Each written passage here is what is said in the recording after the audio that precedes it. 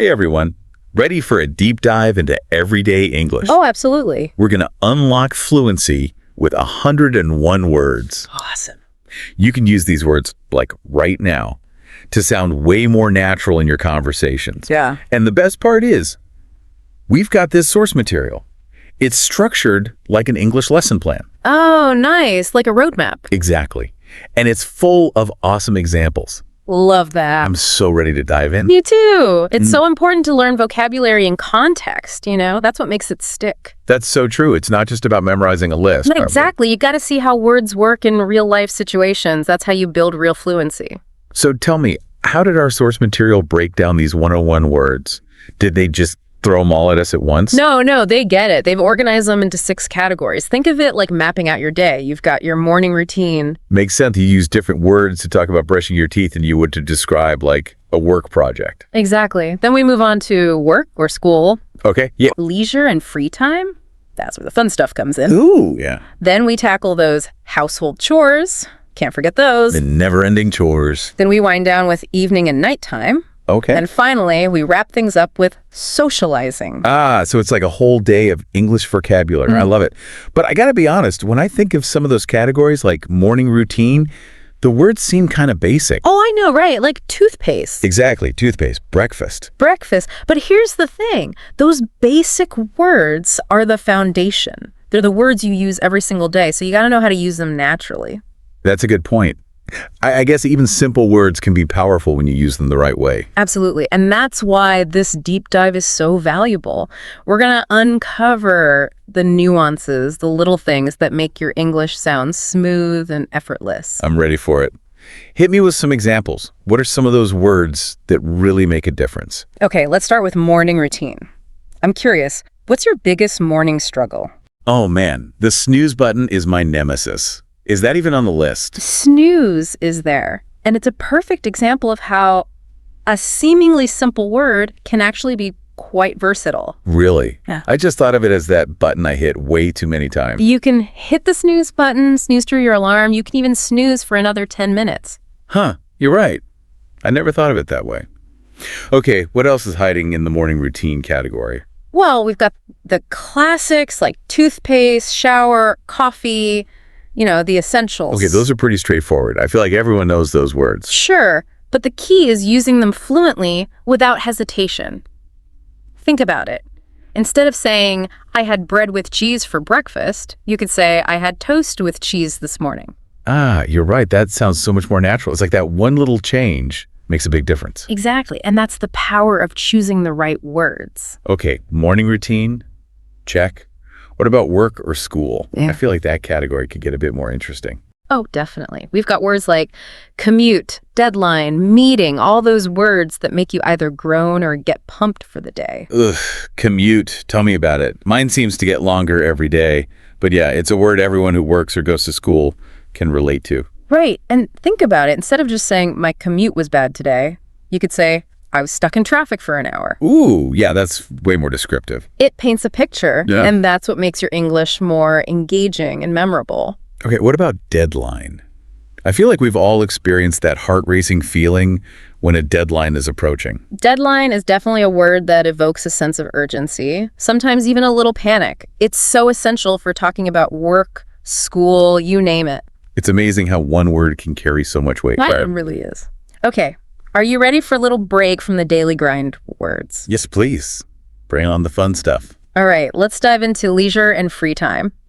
This is where we get to talk about all the things we love to do when we're not working or studying. Yes. Hobbies, movies, travel. What are some of the key words in this category? Well, we've got the obvious ones like hobby, movies, music, travel.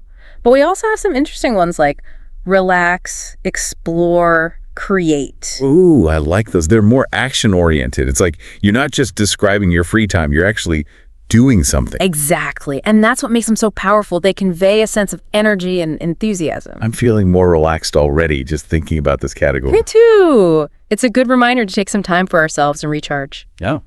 Okay, are you ready to tackle those household chores? Ooh, I guess so. Someone's got to do them, right? But at least we can talk about them in English now.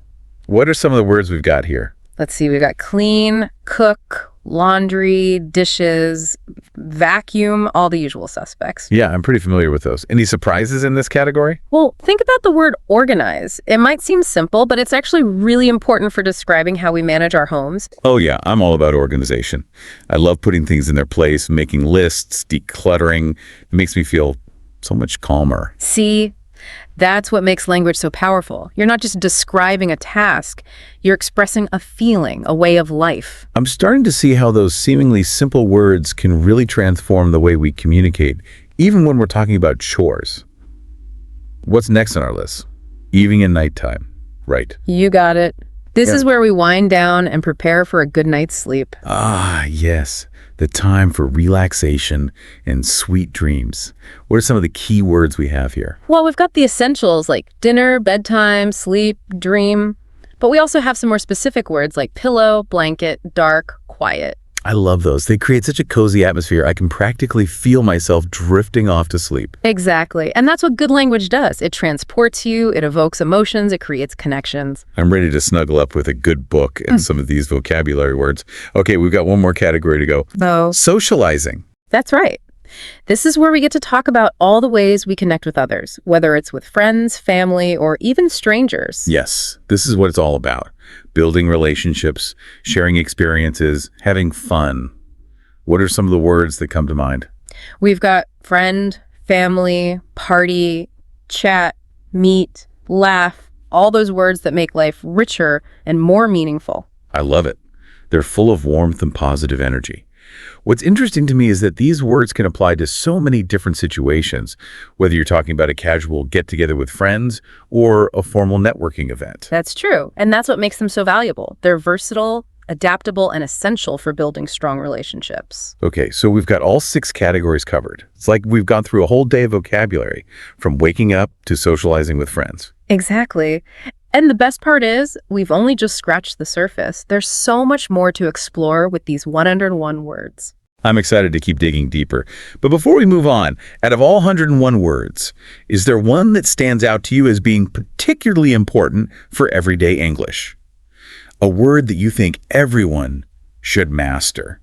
That's a tough one. There are so many great words on this list. I know, right? It's like choosing a favorite child. Exactly. But if I had to pick one, I think I'd go with chat. Chat? Really? Why that word? Think about it. We chat all the time with our friends, our family, our colleagues, even with strangers. That's true. It's such a natural part of human interaction. We chat to share news, to exchange ideas, to connect on a personal level. Exactly. And chat is such a versatile word. You can have a chat over coffee, a chat online, a chat on the phone. You can even have a chat with yourself in the mirror if you're feeling particularly chatty. Exactly. It's all about communication, connection, and sharing those everyday moments that make life so rich and interesting. I love that. Chat, the word that sums up the essence of everyday English. It really does. Now, I know we're focusing on individual words here, but fluency is about more than just vocabulary, right? Right. It's about putting those words into action, using them confidently and naturally in real-life conversations. So how do we get from knowing the words to actually using them? Well, our source material includes some really helpful practice exercises. Ooh, I love a good challenge. Me too. Yeah. But instead of asking you to write a paragraph, let's try adapting one of those exercises for our podcast format. Okay, I'm game. What do you have in mind? Let's play a word game. I'll give you 3 words from our list, and you have to come up with a creative sentence using all 3. Ooh, a vocabulary challenge. I'm ready. Hit me with those words. Okay, let's start with snooze, deadline, and Netflix. Snooze, deadline, and Netflix. Okay. Let me see. This is harder than it looks. Take your time, let those creative juices flow. Sometimes the best sentences come when you least expect them. Okay, I think I've got it. After hitting the snooze button 5 times, I realized I had a deadline looming, so I sacrificed my Netflix time to get to work.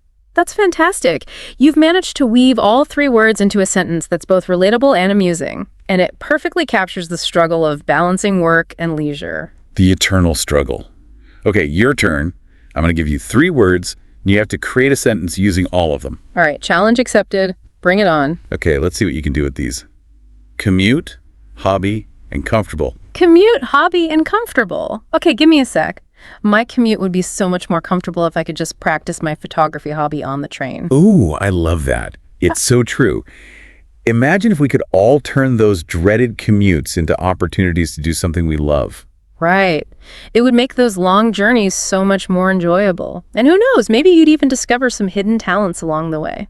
I'm all about turning those everyday moments into something special. Me too. And that's what language is all about, right? It's about transforming the ordinary into the extraordinary. Beautifully said. Okay, I think we've both got the hang of this word game, but let's not forget about our listeners. Oh, you're right. We want to make sure they're actively participating in this vocabulary journey too. So, listener, it's your turn to play. We've talked about so many different words today, from morning routines to socializing. Now we want to challenge you to put those words into action. Are you ready? Here's the challenge. Pick any 3 words from the categories we've discussed today and try to create a sentence using all 3. Don't be afraid to get creative. The more you play with these words, the more natural they'll become. And if you're feeling adventurous, share your sentence with us on social media. We'd love to see what you come up with. All right, let's take a moment to recap what we've covered so far. We've explored 101 everyday English words, carefully organized into 6 categories: morning routine, work or school, leisure and free time, household chores, evening and nighttime, and socializing. We've played some fun word games, challenged each other, and hopefully inspired our listeners to start using these words in their own conversations. Remember, building fluency is a journey, not a destination. It takes time, effort, and a willingness to step outside your comfort zone. But the rewards are so worth it. Being able to communicate confidently in English opens up a world of possibilities. You can connect with people from all over the world, share your ideas, and achieve your goals. So don't be afraid to make mistakes, keep practicing, and most importantly, have fun with it. Now, we've covered a lot of ground today, but our source material also includes a sample conversation that shows how these everyday words work in a natural, flowing dialogue. It's like a little sneak peek into a real-life English conversation. All right, listener, are you ready to eavesdrop on this conversation? Let's see how these everyday words come to life in a real-world setting. I'm ready when you are. Let's dive into that sample conversation. Okay, so we're back, ready to dive into those real-life English conversations. Definitely. I'm excited to see how those 101 words actually work in practice. Beyond just the word lists. Right. Because it's one thing to know the words, it's another to actually use them, smoothly. Exactly. So our source material, it actually has a sample conversation, right? It does. It's like a little snapshot of a real chat between 2 people. Ooh, I love that. So let's pretend we're flies on the wall listening in. What are they talking about? Well, person A kicks things off with a classic question. What do you usually do in the morning? Okay, simple but effective. Gets the conversation going. What does person B say? Person B says, I wake up at 7 a.m. and take a quick shower. Then I have breakfast and get ready for work. Straightforward routine. But I bet there's more to it than meets the eye, right? Like how those simple words actually create a natural flow. You got it. It's about using those basic words confidently without overthinking it. Right. It's not about showing off your fancy vocabulary. It's about communicating clearly. Exactly. And this sample conversation is a great example of that. Okay, so person A wants to keep things going, so they ask, what about you? Nice. Keeps the conversation balanced. So what does person A say about their morning routine? Person A says, I like to exercise in the morning before having breakfast. It gives me energy for the day. Okay, I love that. It's a simple sentence, but it tells us so much about person A. Like, they're active, they prioritize their health, Exactly. It's those little details that bring the conversation to life, and that's what makes language so interesting, right? It's not just about conveying information, it's about revealing who we are. I love that. So where does the conversation go from there? Well, person B picks up on person A's energy and asks, that sounds great. Do you have time to relax after work? Ooh, good question. It's like they're genuinely interested in getting to know person A better. Yeah. What does person A say? Person A says, yes, I usually watch Netflix or listen to music to unwind. Classic. Netflix and music, the universal languages of relaxation. Right. And notice how seamlessly they've incorporated 2 more words from our list, watch and listen. It's like they're not even trying. It just flows naturally. And that's what we're aiming for, right? That effortless fluency. Exactly. So our little eavesdropping session has come to an end. What's the biggest takeaway here? Well, I think it's that fluency isn't about using complex grammar or big words. Yeah. It's about using simple everyday words to express yourself clearly and connect with others. I couldn't have said it better myself. And remember that word game we were playing earlier? Ooh, yes. That was fun. Well, let's bring our listener back into the game. Listener, it's your turn to shine. Are you ready? We've talked about so many different words today, covering everything from morning routines to socializing. Now we want to see you put those words into action. Okay, what's the challenge this time? The challenge is pick 3 words from any of the categories we've discussed and try to create a sentence using all 3. It's like a little vocabulary puzzle. Exact. And don't overthink it. Just have fun and see what you come up with. And remember, if you're feeling brave, share your sentence with us on social media. We'd love to see your creativity in action. Okay, so we've analyzed a real-life conversation, but our source material is structured like an English lesson plan, right? Mm-hmm. What else does it tell us about how to really master English? That's a great question. It actually dives deeper into something really important. Word choice. Understanding the subtle differences between words. Ah, nuances. Yes. Like, instead of saying tired, you could say exhausted, drained, sleepy, worn out. Each word has a slightly different shade of meaning. That's so true. I never thought about it that way. It's like choosing the right word can make your English so much more precise and expressive. Exactly. It's like an artist choosing the perfect color for their painting. It adds depth and richness. Okay, so nuances are important. What else does our source material highlight? Well, it also emphasizes cultural awareness, because words can have different meanings and uses across cultures, right? Oh, definitely. That's something I've learned the hard way. Yeah. Like, what might be considered polite in one culture could be totally offensive in another. Exactly. So being aware of those cultural differences is key to avoiding misunderstandings. Let's take the word friend as an example. In some cultures, friend means someone you're really close to. Right. But in other cultures, it can be a more casual term, someone you just met. Ah, that makes sense. So you got to be careful about how you use the word, depending on who you're talking to. Exactly. It's all about context. Okay, so we've got vocabulary, nuances, cultural awareness. What other strategies does our source recommend for fluency? Yeah, because knowing the words is just the first step, right? How do we actually get fluent, like in real life? Well, our source stresses the importance of active practice. Active practice. Oh. Okay, so not just sitting there passively reading a textbook. Right. You got to get out there and actually use the language, speak with native speakers, join a conversation group, watch movies, listen to music, anything that gets you actively using English. So it's about creating opportunities to practice, even if you don't live in an English-speaking country. Exactly. Make your own little English world. Talk to yourself if you have to. The more you use the language, the more comfortable you'll become. That's great advice. And don't be afraid to make mistakes. That's how we learn. Absolutely. Mistakes are just proof that you're trying. Okay, what else? Oh, our source also mentions some specific techniques like spaced repetition and active recall. Spaced repetition and active recall. Those sound a bit technical. Break it down for us. Okay, so spaced repetition is all about reviewing information at increasing intervals.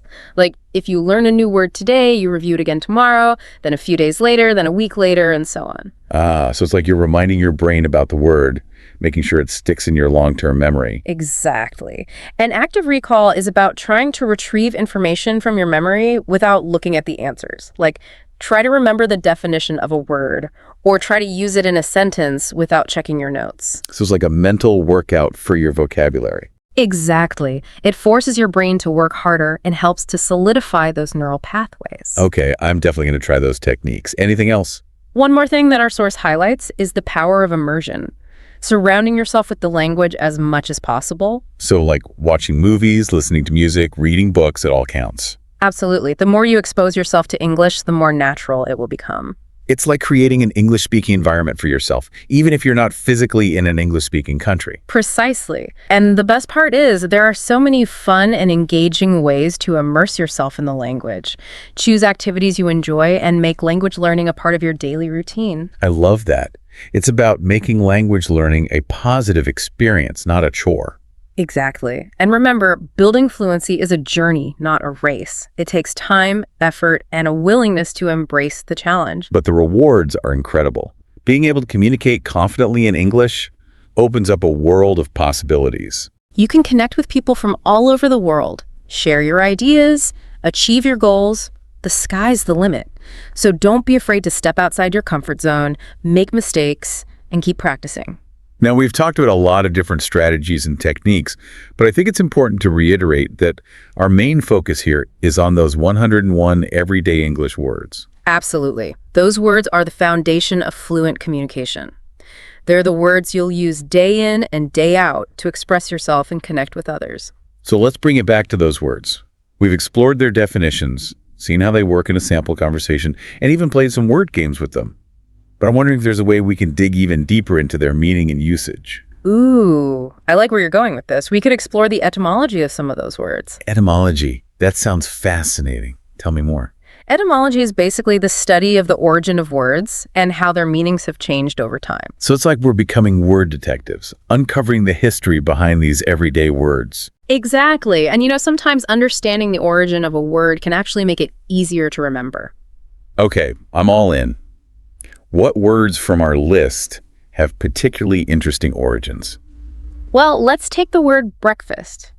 Seems simple enough, right? Yeah, but I have a feeling you're about to blow my mind.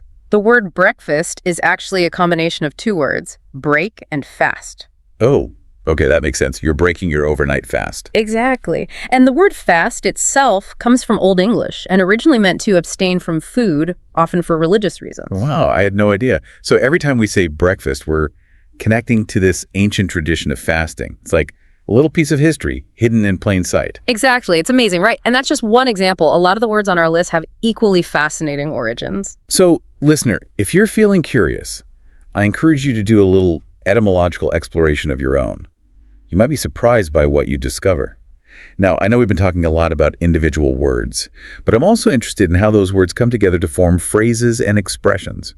Ah, yes. Phrases and expressions, they're the spice of language. Exactly. They add color and personality, and they help us sound more natural and fluent. And they can be so much fun to learn. Let's take the word deadline, for example. Deadlines. I know we've talked about them a lot already, but they're such a big part of life. They are, and they give rise to some really interesting phrases. Like, you might say, I'm working against the clock to meet the deadline. Ooh, yeah, that's a good one. Or how about, I'm burning the midnight oil to finish this project before the deadline. Exactly. And those phrases add a sense of urgency and drama to your language. They paint a vivid picture and really engage the listener. So it's not just about knowing the individual words, it's about knowing how to combine them to create more impactful expressions. Precisely. And the best way to learn these phrases and expressions is to pay attention to how native speakers use them in real-life situations. So watch movies, listen to podcasts, read books, and really listen to the way people talk. Exactly. And don't be afraid to try using those phrases yourself. The more you practice, the more natural it will become. So we've explored individual words, nuances, cultural differences, etymology, and even phrases and expressions. I feel like we've covered so much ground today. We have, and it's amazing how much depth and richness we've found in those seemingly simple 101 words. But believe it or not, we've still got one more crucial area to explore. Ooh, what's that? I thought we'd covered it all. Well, we've talked a lot about the practical aspects of language learning, but we haven't really touched on the psychological side of things. The psychological side. Now that's interesting. Tell me more. Well, learning a language can be tough, right? It takes time, effort, and dedication. You're telling me. I've definitely had moments of frustration and self-doubt along the way. And that's totally normal. Everyone feels that way sometimes. But it's important to remember that language learning is a journey, not a race. There will be ups and downs along the way. So how do we stay motivated and overcome those moments of doubt? Well, one key is to set realistic goals. Don't try to learn everything at once. Break your learning down into smaller, more manageable chunks. So instead of aiming to be fluent in a month, maybe focus on mastering a few new words or phrases each week. Exactly, and celebrate those small victories along the way. Every little step forward is a win. I love that. It's about focusing on the progress, not the perfection. What other psychological tips do you have for us? Well, it's also important to find a learning style that works for you. Some people learn best by listening, others by reading, and others by speaking. Experiment and see what clicks. That's great advice. There's no one-size-fits-all approach to language learning. It's about finding what you enjoy and what helps you learn most effectively. Exactly. And don't be afraid to get creative. There are so many fun and engaging ways to learn a language. Yes. Find activities you love and make language learning a part of your daily life. Watch movies, listen to music, read books, talk to people. The possibilities are endless. Exactly. And remember, the most important thing is to have fun. When you enjoy the process, you're much more likely to stick with it and achieve your goals. All right, I'm feeling inspired and ready to tackle those English learning challenges. We've covered a lot of ground today, from vocabulary and grammar to psychology and learning strategies. But I think it's time to bring it back to our listener and see how they're feeling. Great idea. Listener, we want to hear from you. What are your biggest challenges when it comes to learning English? What strategies have you found helpful? What are your goals? Share your thoughts with us on social media. We're here to support you on your journey to fluency. All right, I think we're ready to wrap up part 2 of our deep dive into everyday English. We've explored those 101 words in depth, uncovered their hidden stories, and discovered a wealth of strategies for boosting fluency. But our journey isn't over yet. There's still more to discover in the world of everyday English. So stay tuned for part 3, where we'll delve into even more fascinating insights and practical tips to help you unlock your full linguistic potential. Welcome back to our deep dive on everyday English fluency. I'm ready to jump right back in. Yeah. We've uncovered so much about these 101 words. It's amazing how much depth there is to seemingly simple vocabulary, right? It really is. We've talked about nuances, cultural differences, etymology, even the psychology of language learning. Ooh, it's a lot to take in. It is. But now we got to figure out how to actually put all of this knowledge into practice. You're right. It's time to make those words work for us in real-life conversation. Exactly. So what does our source material say about the art of conversation? Well, one of the key things it emphasizes is the importance of active listening. Active listening makes sense. You can't really have a conversation if you're not paying attention, right? Active listening is more than just hearing the words. Yeah. It's about being present, observing the speaker's body language, really trying to understand their perspective. So it's about being fully engaged, like both verbally and non-verbally. Exactly. And when you're actively listening, you're more likely to pick up on those subtle cues that add layers of meaning to the conversation. Like tone of voice, facial expressions, all that. All of that. Those nonverbal cues can sometimes communicate even more than the words themselves. Ooh, that's interesting. It's true. Think about it. Someone could say, "I'm fine," but their tone of voice might tell a completely different story. Right. It's like you got to read between the lines sometimes. Exactly. That's why active listening is so crucial. It's like the key to unlocking the true meaning of a conversation. Okay, I'm convinced. Active listening is important. But how can we actually get better at it? Any practical tips? Absolutely. Our source suggests a few simple strategies. First, try to maintain eye contact with the speaker. It shows you're paying attention and you're interested. Yeah, eye contact is so important. It really is. Another tip is to avoid interrupting. It can be tempting to jump in with your own thoughts. Oh, tell me about it. I'm always so eager to share my ideas. We all are. But it's important to let the speaker finish their thought before you respond. Right. It's about respecting their space and giving them the time to fully express themselves. Exactly. Interrupting can make the speaker feel like you're not really listening. Yeah, it's like you're more interested in your own voice than in what they have to say. Right. And it can disrupt the flow of the conversation. So yeah, try to hold back those interruptions. Okay. Maintain eye contact, avoid interrupting. What else? Another helpful strategy is to ask clarifying questions.